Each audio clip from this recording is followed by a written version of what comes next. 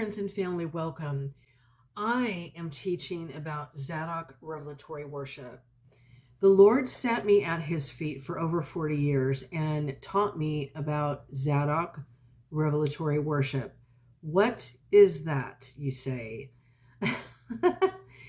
Well, the sons of Zadok, priests in Ezekiel 44, were priests that had a very high standard for the holiness of God. They were the only Levites that remained faithful to the Lord. The other Levites actually blew it, and the Lord said that the Zadok priests, the sons of Zadok, would teach the people the difference between the holy and the profane, the holy and the unholy, the holy and the common.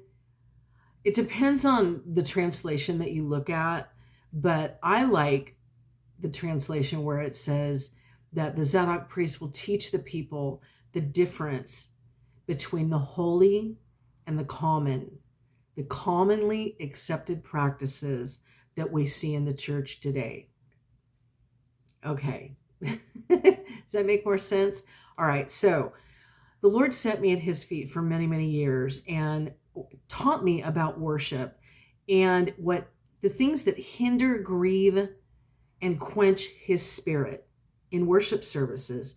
This is the reason why the holiness, the majesty, and the splendor of God does not show up in our worship services.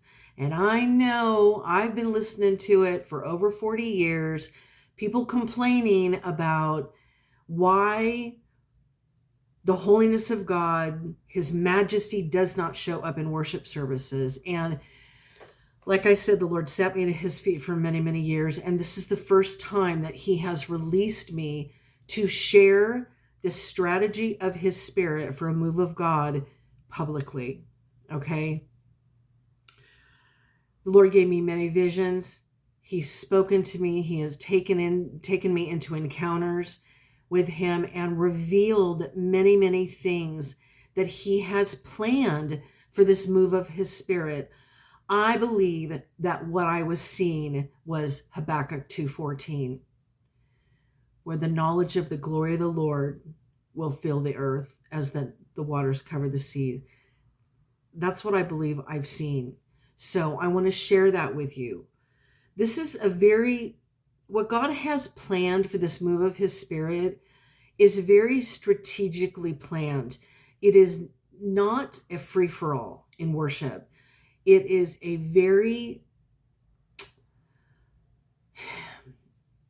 it's really about the order of the Lord. And we need to understand God's order. God has an order of things. And often we don't understand how God is going to move. And so we start assuming. That's where we get into trouble. Because in Samuel, it talks about obedience is better than sacrifice, right?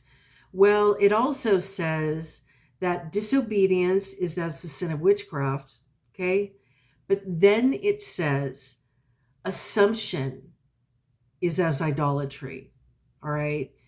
We have had idolatry in our worship services for decades, and worship leaders, pastors have not seen it. They've not perceived it, okay? Worship in truth is what? Who is truth? The Father is truth. So we need to understand worship according to the Father, according to what pleases him in worship. This is Zadok revelatory worship. Okay, I want to share with you some visions and dreams that the Lord gave me. Let's see here. I have my notes. This first vision here was in 1999.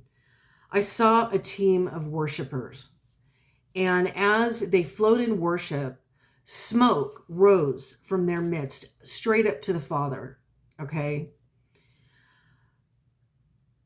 Straight to his throne. All of a sudden, there was a lull in the worship and all went silent. The worship leaders became uncomfortable in the silence and they didn't know what to do. So they started looking to each other and wondering what to do and whether they should play a song or talk. When that happened, the Lord spoke. I saw the smoke that once went straight up to the Father's throne veer off to the right. And when it veered off to the right, the Lord spoke the word witchcraft. Okay. First vision. Second vision. In this vision, I saw a small team of worshipers. My attention was immediately drawn to their stillness and intent focus on the Lord, seeking, listening, wanting to hear and be taught of the Lord how to worship in a way that pleased him. They had their ears pressed to his heart, waiting for him to teach them worship that pleased the Father. Let's see. They wanted to hear the sound of heaven. They wanted to hear in the moment what would please the Father in worship. They would not make a sound until he led them. One by one, they began to play or sing. Soon, they began to flow together. He was teaching them to flow as one, being led by his Spirit.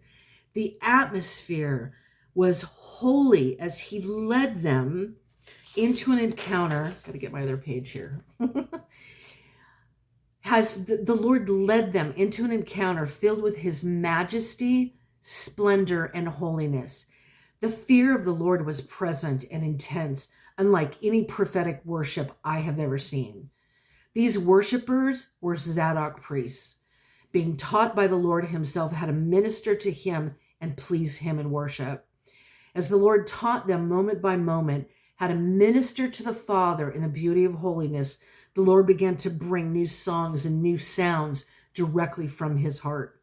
These songs that were released were the Lord's voice into the earth.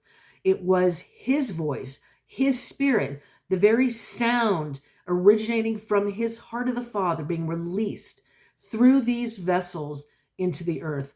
What marked these worshipers as different was their intent and undisturbed focus on hearing from the Father and what pleased him in worship. I saw him fill these prepared vessels and use them as reciprocal conduits and come to rest as a habitation in them and then flow through them. As they flowed as one in worship, his presence became stronger than he came.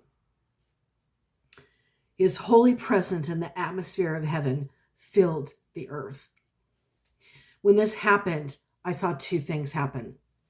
I saw the Lord's presence fill entire cities and regions of the earth. I saw Satan rendered completely powerless in these places.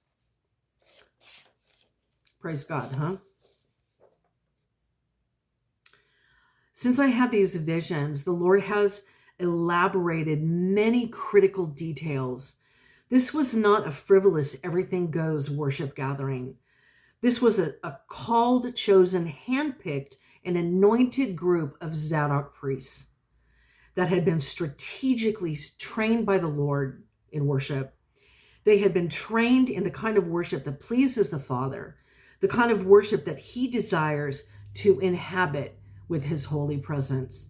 The holiness was incomparable to anything that we have seen on the earth. Let me find my other page.